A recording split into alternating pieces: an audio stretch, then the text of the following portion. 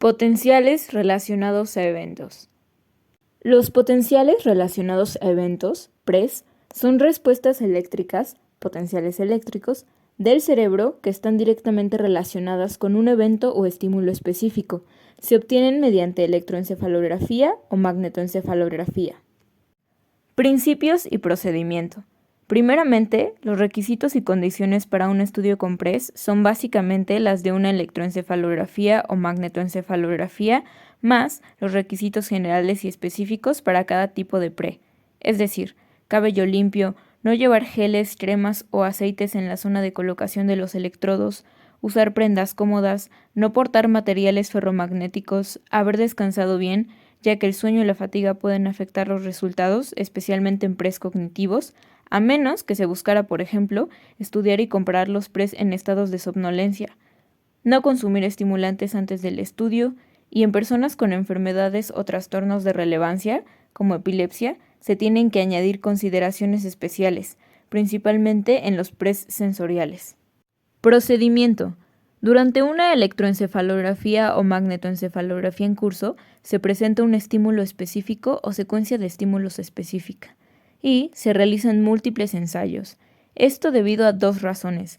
La primera es que la amplitud de un PRE registrado en el cráneo, que suele estar entre 5 y 10 microvoltios, es bastante más reducida que la del EEG de base, que suele estar entre 50 y 100 microvoltios, por lo que el PRE tiene que ser extraído del EEG mediante promediación, y esto solo se obtiene con la presentación repetida del estímulo. Y la segunda es la finalidad de aislar la señal relevante del ruido de fondo.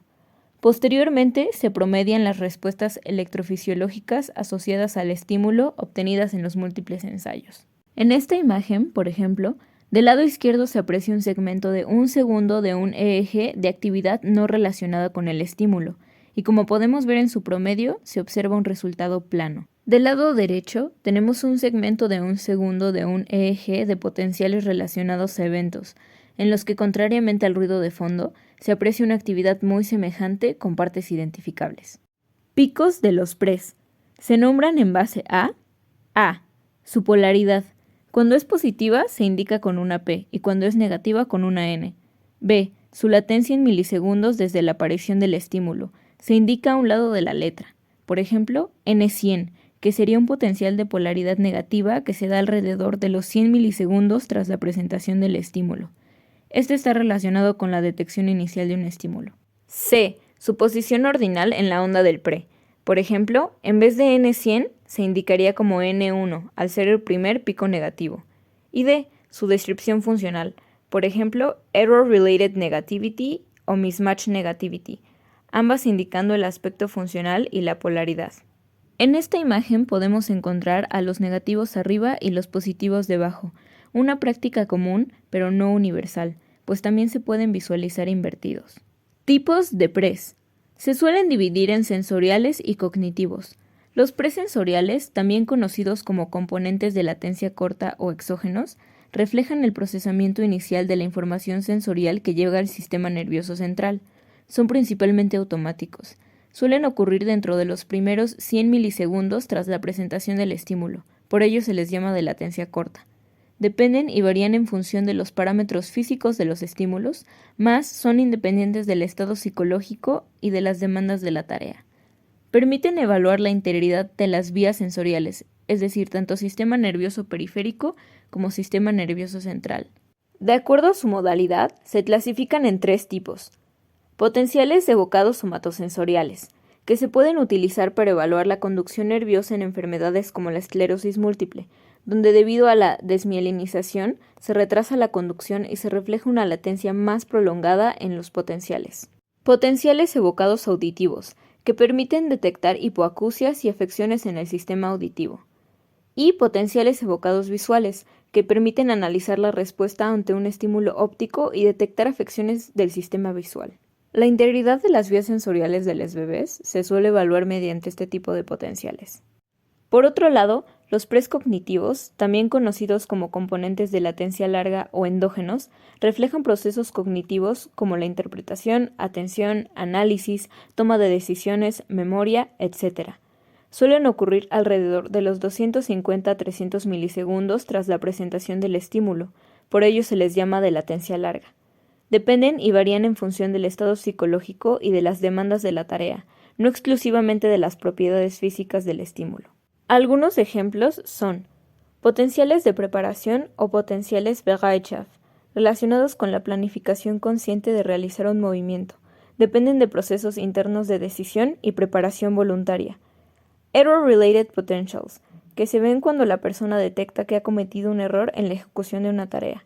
Potenciales vinculados al control cognitivo, asociados con la inhibición de respuestas y regulación de la atención. Memoria y reconocimiento, relacionados con la recuperación de información de la memoria, la comparación entre estímulos nuevos y conocidos, procesamiento semántico, etc. En estas imágenes tenemos la comparación entre un estudio de potenciales evocados visuales de una persona con la vía visual sana del lado izquierdo y una persona con neuritis óptica del lado derecho. Como el registro nos permite apreciar, la latencia de P100, que indica la activación de la vía visual primaria, está prolongada en la persona con neuritis óptica, dándose hasta poco después de los 200 milisegundos. Resolución espacial y temporal. Debido a que los potenciales relacionados a eventos se obtienen mediante electroencefalografía o magnetoencefalografía, se puede concluir que en ambos casos se tiene una resolución temporal alta, pues permiten medir cambios en la actividad cerebral por milisegundos. En cambio, aunque ambas tienen una resolución espacial baja, la de la magnetoencefalografía es mayor debido a que los cambios magnéticos se ven menos afectados por los tejidos cerebrales, permitiendo una localización un poco más precisa en un rango de milímetros a centímetros. Ventajas y desventajas de los PRES. Ventajas. Constituyen una técnica no invasiva, alta resolución temporal. Económicamente son más accesibles que otras técnicas, como la resonancia magnética funcional. Permiten diagnosticar y monitorear condiciones neurológicas y psiquiátricas, vías sensoriales y deterioro cognitivo. Debido a que los sistemas de registro de EEG pueden ser portátiles, se facilita el uso de los PRES en entornos educativos o de investigación. Desventajas. Baja resolución espacial. Son más susceptibles a interferencias y artefactos, y debido a esto requieren promediar múltiples ensayos, implicando más tiempo de estudio, lo que puede agotar al participante. Interpretación compleja por el traslape de compuestos. Limitación en poblaciones específicas.